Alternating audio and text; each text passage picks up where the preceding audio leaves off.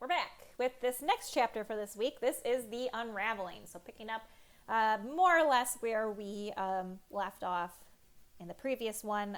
In some ways, we're going to go back a little bit. But this chapter is called the Unraveling, and if you last unit is any indication, you can really get a better sense of and a good idea of why it's called the Unraveling. This is a society that is coming apart. And this event that we'll talk about here is really an example of that unraveling. So on December 6, 1969, at the Altamont Motor Speedway in Northern California, there was a free concert that was headlined by the Rolling Stone, but there were a lot of other big name acts that were going to perform there, the Grateful Dead, for instance. And it was supposed to be like this Woodstock West, like what had happened to Woodstock on the East Coast. This was supposed to be the Woodstock of the West Coast, and it was not. It was a complete and utter disaster. There was, to begin with, very inadequate sanitation. The sound system was bad, and while there was a plethora of drugs that were passed around in Woodstock, there was also a plethora of drugs here, but that many of them were tainted. And for some unknown reason that I don't understand, they decided it would be a good idea to get the Hells Angel biker gang to be the security. And instead of paying them money, they paid them $500 in beer. Again, who thought this was a good idea? I don't know. Not surprisingly, lots of fights break out because there's people on tainted drugs, and then there's the Hells Angel biker gang that's been paid in beer to be the security. Things get so bad that the band, the Grateful Dead, even refuses to play. They won't even go on. When the Rolling Stones do go on, as you can see in the picture over there to the right, they try to calm the crowd down, but it doesn't happen. And in fact, an 18-year-old who tried to rush the stage was stabbed and killed by a member of the Hells Angels. So, bad. So why we're using this as an example. So while Woodstock captured the idyllic side of the 60s youth culture, Altamont is showing its dark side. Here, the drugs aren't representative of, free love and all that. They're representing anger, violence, death. It shows this growing anxious, conservative mood that the people who are not involved in counterculture are going to be feeling. Some feel that the United States hasn't gone far enough to promote equality. Some feel that it's gone too far. In the 1970s, there's this divisive remnants of a failed war in Vietnam. There's a political scandal that we're going to be talking about. There's an economic crisis that we're going to be talking about, all leading to this as being a time that we have now deemed to be an unraveling. So the strain of Vietnam is contributing the most to this public disillusionment. There's these stalemates. There doesn't seem to be any progress one way or another in the war. The body counts are high on both sides. There's a very controversial draft. Some people are able to get out of the draft by being a college student. And at the time, with the less availability of student loans, many people felt that this made it a poor man's war because the wealthy people who were in college didn't have to go, and so all the poor people had to go. The war aims were pretty hazy. Why were we there? What were we doing? The general population didn't understand. On top of it, there's human rights atrocities on both sides. The My Lai massacre being one in which American troops outright murdered and killed women, children, even babies. The use of Agent Orange, which is a chemical agent. What it does is as these American planes would fly over the forest, they would spray it and it kills all the foliage. So the idea was, again, this was a guerrilla war, and to try to find the Viet Cong, they would just basically kill the forest so that they could, from an aerial view, determine whether or not there were enemies in the jungle. But of course, we now know that these cause some pretty devastating effects on humans. It's still affecting people in Vietnam even to this day. Sometimes it's continuing to taint water sources. It's causing birth defects. It's caused a lot of very unfortunate side effects on Vietnam veterans, cancer being one. So yeah, it's just not good, very toxic. And protests against the war draw hundreds of thousands of individuals who publicly burn their draft cards, refuse to pay their income taxes, because of course, how does the government pay for anything? Well, they pay for anything through taxes, and so the war is being funded by the government, which means the war is being funded through taxes. Many more active members are going to occupy government buildings and do things such as delay trains with war materials and other methods of sabotage. So Vietnam was known as a living room war because much of it was televised. It was televised, it was in print media. And so journalists were given open access to the battlefield, and they have this unprecedented coverage that they're able to give to Americans back home. There's grisly images of casualties. For instance, in 1965, the CBS Evening News aired footage of Marines burning a village. There was no formal censorship, but the White House and the military are going to use these press briefings to paint a very deceptive image of the war, that the U.S. is winning. And the way in which they determined that the United States was winning is that they had this elaborate system by which they calculated the number of enemies killed, the number of villages secured, and the number of South Vietnamese troops trained, which we now know to not be a very good indication of what it meant to win this war. And people knew that these were pretty deceptive. In fact, these briefings were referred to as the 5 o'clock follies because of that. And so this was a huge blow to the government's sense of credibility with the American people. Okay, so Nixon inherits this very dangerous situation when he becomes president. There are 540,000 American soldiers in Vietnam, and at that point, 31,000 soldiers had been killed. A growing number of Americans also wanted the war to end. And the North Vietnamese at the same time were determined to control South Vietnam. So how do we withdraw from South Vietnam without leaving them in the hands of the North Vietnamese? So the president and his very famous national security advisor, Dr. Henry Kissinger, come up with this two-track strategy. They want to end the war, but also prevent a communist takeover of South Vietnam. So they're going to continue to negotiate and focus on a gradual withdrawal of troops and the replacement of American troops with South Vietnamese troops in a process in which they called Vietnamization. So this was designed to appeal to the great silent majority, which were Nixon's core supporters. These were, as he called them, the non-shouters and the non-demonstrators. So this would be demographically white Americans from the South and West, who were generally speaking a pretty conservative group, and again, the core of the Republican coalition and Nixon's main supporters. So Vietnamization sounds good, but the problem is, if you think about it, if the South Vietnamese troops couldn't win the war when they had American support, how in the world were they going to maintain their independence without American support? And the answer is they don't, as we'll see. So this is the official plan that people hear, and again, it sounds good to a lot of people, but people begin to question the fact that Nixon wants to bring about the end of the war, because then Nixon decides to escalate the war by sending troops into Cambodia. So Cambodia is a neighboring country next to Vietnam, and people are outraged. Like, how are we, if we're sending troops now into another country, are we even bringing about the end of the war? And many protests take out on different college campuses across the country. So much so that the police and the National Guard are called in to help put down this unrest. The most famous occurs on May 4th in 1970 at Kent State University, which is in Ohio, in which a frightened group of National Guardsmen fire on student protesters, killing four students. One of which wasn't even there to protest, was just a bystander who got caught in the crossfire. So as a result of what happened at Kent State, there's just this tidal wave of protests. 400 college campuses are actually closed as a result of it, and actually closed. They didn't have online learning back then, so they closed for a time with nothing. Just to give you an idea of the scale of the protests. There was a 100,000 strong anti-war demonstration march on Washington, chanting the very famous "All we are saying is give peace a chance."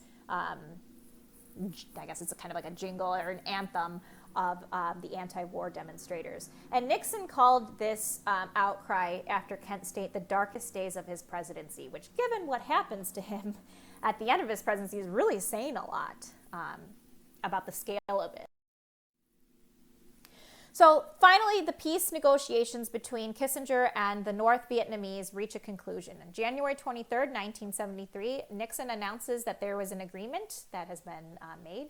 It's an 18-page treaty called the Paris Accords. Part of it, so some of the highlights, the U.S. agrees to withdraw their troops in 60 days. The Vietnamese agree to release 600 American prisoners of war. The South Vietnamese government is going to remain in power, and 150,000 North Vietnamese troops are going to remain. So again, the North Vietnamese promised to maintain the ceasefire, but unsurprisingly, they break this in March of 1975, and they launch a full-scale armored invasion of the South. And again, it shouldn't surprise you that the South is going to have to surrender on April 30th, 1975. Again, if they couldn't maintain their independence with the full weight of the American military behind them, that's not surprising that they couldn't do it without the Americans' help. Helicopters were able to rescue some Americans from the roofs of the U.S. Embassy and to get them out in time. A lot of them were people that had worked for the American military during our involvement in Vietnam. Now, Nixon had promised the South Vietnamese that he would help if this were to happen. Because again, they were aware that they were going to be put into a bad situation without the Americans able to back them. But he actually can't. In November of 1973, the War Powers Act had passed through Congress. And what this does is it places limitations on what the president can do as commander-in-chief of the armed forces. So, for example, the president has to report any military force that he sends into action within 48 hours. And if there's not a declaration of war by Congress, hostilities have to cease within 60 days unless Congress gives their okay for the troops to remain. And additionally, Watergate is going to lead to his resignation on August 9, 1975, leaving him unable to assist the South Vietnamese. So the legacy of Vietnam: 58,000 U.S. troops are dead as a result of the war, an additional 300,000 wounded. The funds that were used to pay for the war were taken away from the Great Society and other social welfare programs. Nixon was forced to resign as a result of it. It divides friends, families, and the nation because some people really supported it and some people really didn't. It shattered the liberal consensus that supported the New Deal and the Great Society and sparked a conservative revival that's going to continue into the 1980s, which we'll talk about next week, and gave rise to that silent majority that we talked about a couple slides ago. It also led to a great skepticism about international involvements that continues on to this day, in which we call Vietnam Syndrome. So it leads to this chapter question: did the United States achieve their goals in the Vietnam War? Was the war worth the dramatic loss of life? So before he resigned, Nixon did a couple other pretty famous foreign policy undertakings, one of which was a visit to China. So remember that it was U.S. policy to isolate China. We did not recognize communist China as a legitimate government. We continued to instead acknowledge Taiwan. Nixon and Kissinger, however, believed that the time had come to pursue foreign policy initiatives that would reshape global politics. And to that end, in February of 1972, he visited China and met with Mao Zedong. And this sparked a new era of cultural exchange between the countries that led to China to be formally recognized by the United States in 1979. 3 months later, he visited with Moscow to continue on with that a new era of cultural exchange.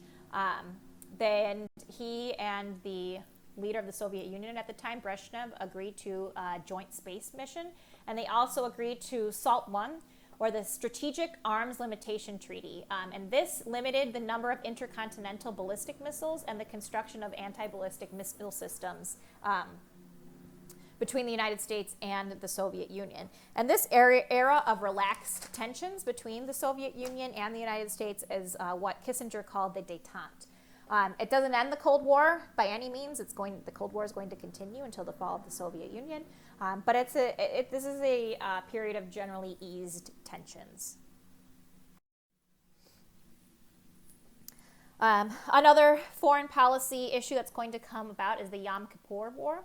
In October of 1973 is when Yom Kippur occurs. It's the holiest Jewish holiday. And during Yom Kippur of 1973, Egypt and Syria launched a joint attack of Israel.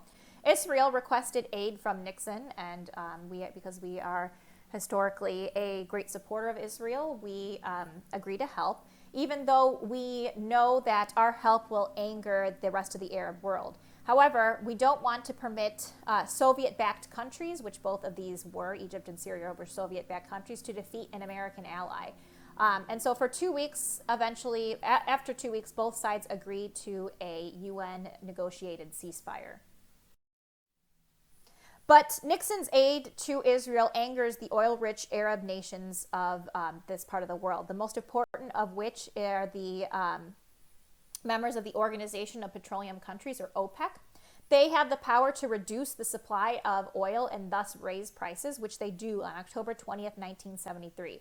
This results in long gas lines at the pump, a price rise of gas from 35 cents to $1, which I know doesn't seem like a lot, but again, think about inflation. What 35 cents was back then is not 35 cents today.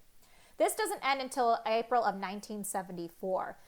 But what it does do is it does end that post-World War II economic boom that was leading to that age of affluence that we talked about last week. And it forces the United States to confront a very new and shocking economic reality, that the United States can't rely on its own endless resources. Hence, look what happened when there was an oil embargo in the Middle East. And it proved that our economic future depends on a very unpredictable global economy.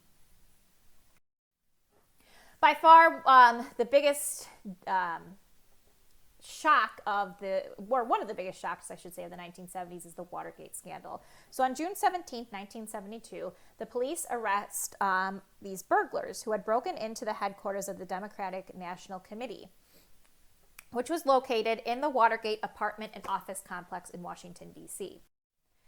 And there was an investigation into this break-in, and it proved that the break-in was part of a larger campaign of dirty tricks organized by the Nixon campaign, specifically financed and directed by the Committee to Re-elect the President, or CREEP. Now, Nixon was not directly implicated in this break-in, but at the same time, he didn't fire the officials responsible for the break-in, and he decided to instead play it tough and try to cover up the scandal. So this led to the House Judiciary Committee to vote to recommend impeachment for obstruction of justice, because, again, Nixon tried to cover up the scandal, which is an obstruction of justice. And on August 9th, 1974, Nixon becomes the first president to resign office, and his vice president at the time, Gerald Ford, then became president. Now, also going on at the time is going to be a push for women's rights. Women were very active in the civil rights movement in the same way that women were very active in calling for the abolition of slavery, because it made them more aware of their own discrimination. Betty Friedan becomes the first to really express the injustice felt by many women with the publication of her very famous book, The Feminine Mystique, in 1963, in which she challenges the cult of domesticity. She speaks of the unspoken frustration of the suburban housewife who, according to her, asks this question, this silent question of, is this all? Meaning, this is all I'm expected to do is just get married and have children and not pursue any kind of career or advancement of my own. So this leads to the National Organization of Women, or NOW. So in 1966, Friedan and other activists are going to form NOW, in which they push for equal rights and challenge sex discrimination in the workplace and push for company-provided daycare so that women can have a family and also work as well. They supported the Supreme Court case Griswold versus Connecticut, which is the case that challenged a state law banning contraception. And that was successful. They cited the right to privacy as implied by the Bill of Rights, even though it's not explicitly stated. And this led to the still very controversial case of Roe v. Wade, which stated that abortion was a protected right as well, again, citing that the fact that it falls under this right to privacy that is implied by the Bill of Rights. Now, this leads to the Equal Rights Amendment, or the ERA. In 1972, Congress passed an Equal Rights Amendment and sent it to the states for ratification. And what the amendment says, it's a very historically short amendment. It says that equality of rights under the law shall not be denied or abridged by the U.S. or any other state on account of sex. And this was an amendment that had support from Republicans and Democrats. And everybody it passed Congress pretty quickly, and everybody expected that they would get the required 38 states needed for ratification really easily. In fact, 35 of the 38 ratified it pretty quickly. They had 6 years to see that happen, and it didn't. Actually, it was blocked by a female opponent who organized in opposition to the ERA. Phyllis Schlafly organized a group of women to oppose the ERA for lots of different reasons. But basically, she felt that the ERA undermined the traditional American family. And she felt that it would force American women to basically do the opposite of what they'd been doing. They would, she felt that instead of saying that women had to stay home, it would then say, well, women have to work. And she felt that this would result in the wearing away of the American family. She also felt that it would lead to a whole host of other changes that she opposed, such as unisex bathrooms, the availability of the fact that the draft would apply to women. She felt it would take away the right to alimony and a divorce. Now, none of this was stated in the amendment. So how she got there is questionable. But she had a lot of support. And in fact, if you're interested in this, on Hulu, there is actually a show that's getting a lot of press lately called Mrs. America, and it's about Phyllis Schlafly and her successful blocking of the ERA. And it's a good show. I've watched it. It's fiction, obviously, and so some parts of it are dramatized, but it is based on something that actually happened. So if you're interested in, again, something else to binge watch, there you go. You can watch Mrs. America on Hulu.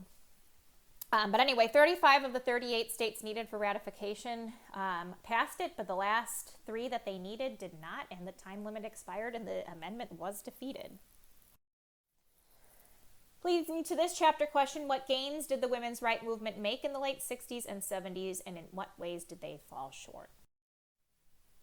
Another group organizing to push for rights are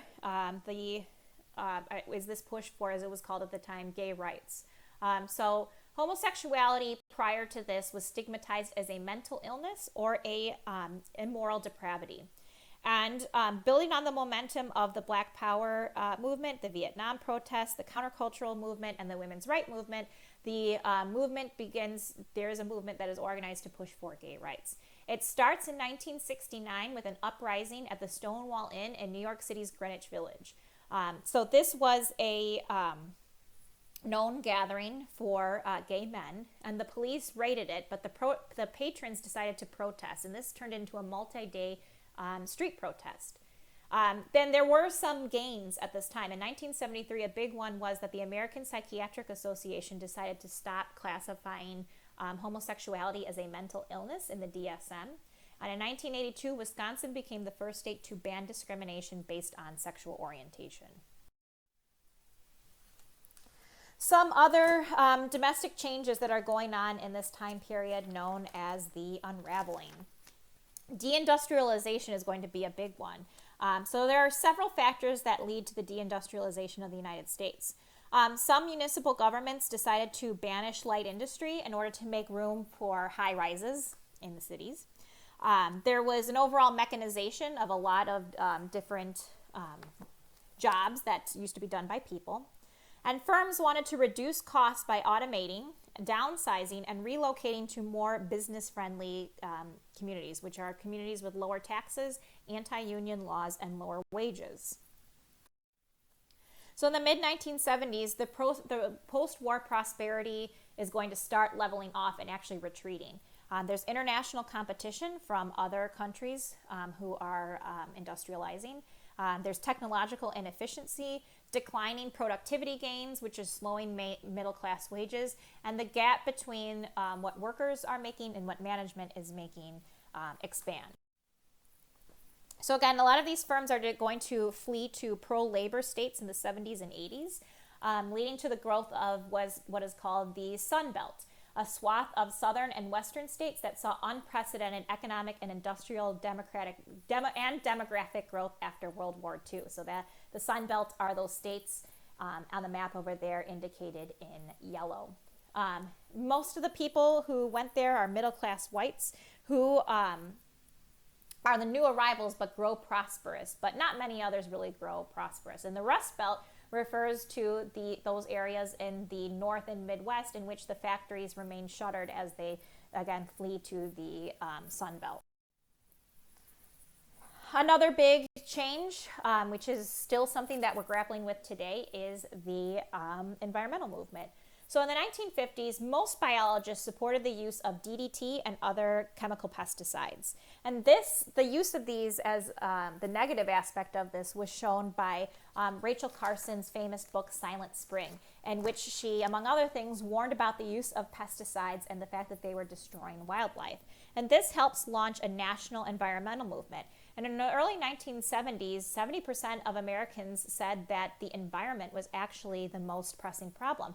And in fact, this was, it's become really politicized, but it was a movement that had bipartisan support. Congress passed 35 environmental laws at the time, including the Clean Air and Water Standards.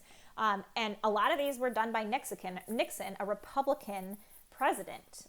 And again, it's become very highly politicized in recent years, unfortunately. So Rachel Carson, here's some quotes from her book. The history of life on Earth has been a history of interaction between living things and their surroundings. To a large extent, the physical form of habits of the Earth's vegetation and its animal life have been molded by the environment. The most alarming of all man's assaults upon the environment is the contaminations of the air, Earth's rivers, and sea with dangerous and even lethal materials. So, now getting into the administration of Jimmy Carter, another Democratic president. His administration faced a whole host of economic problems. Again, this is a time period in which there's a lot going on.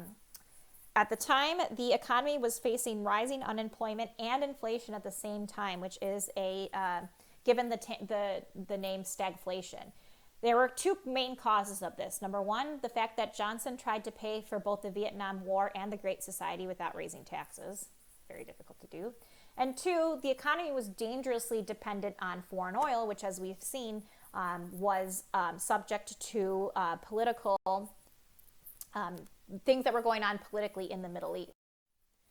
So with that in mind, leading to foreign policy, Carter had a very idealistic foreign policy. He felt that human rights would be the soul of his own foreign policy. And to that end, he really focused on negotiating for peace in the Middle East. And his patient negotiation does pay off. The Egyptian President Anwar Sadat and the Israeli Prime Minister were invited to Camp David, which is the retreat, if you will, of the president. And peace was achieved after 13 days of negotiation. Israel and Egypt signed a peace treaty, and Israel agreed to return the Sinai Peninsula to Egypt. However, peace in the Middle East doesn't last long. In 1979, the fundamentalist Islamic Revolution began, led by the Ayatollah Khomeini, and it overthrew the pro-American Shah that was ruling Iran at the time. And because of this unrest, the supply of oil was reduced, and of course that caused prices to rise. So that affected the United States. In October of 1979, Jimmy Carter decided to allow the Shah to receive medical treatment in the United States, which infuriated the Iranians, and it caused a group of Iranians to storm the American embassy in Tehran on November 4th, 1979. They took 50 American hostages and demanded that Carter return the Shah for trial in Iran. Now, there was a secret mission launched to help rescue the American hostages, but it backfired when the helicopters malfunctioned. So the hostage crisis and inflation damaged Carter's popularity pretty significantly. He only had a 25% approval rating, so that's bad. The Republicans on the other side decided to nominate Ronald Reagan, and he and his running mate George Bush, that's H.W. Bush, run by a landslide.